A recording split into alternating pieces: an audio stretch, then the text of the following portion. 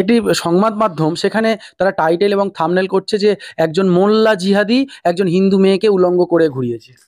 ওরা আসলে প্রকৃত ওই সমস্ত পত্রপত্রিকা তারা হচ্ছে মৌলবাদের সমর্থক।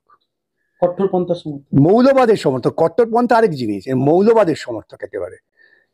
এবং তাদের টাকা পয়সা দিয়ে লালন পালন করছে। ব্যবসায়ীরা মৌলবাদী বিভাজন হলে পরে তাদের ব্যবসার সুবিধা হবে, এগুলো পয়সা দিয়ে করানো হয়। ওই সমস্ত মিডিয়াকে যারা ফান্ড করে, সেই ফান্ড যদি বন্ধ করে দেওয়া হয়, দেখবেন মিডিয়াগুলো মুখ থুবড়ে পড়ে যাবে। যারা ফান্ড করছেন তারা জানেন যে এই সমস্ত হোক, আমরা আমাদের মুনাফা বৃদ্ধি করে যাব।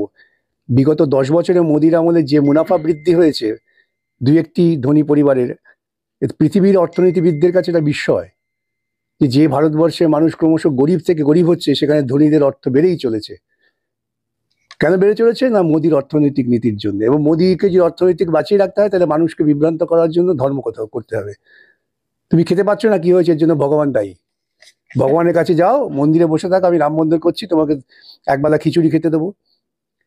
মানুষকে ক্রমশ ক্রমশ তার মনুষ্যত্বহীনতার জন্য এই সমস্ত প্রচেষ্টা হয়।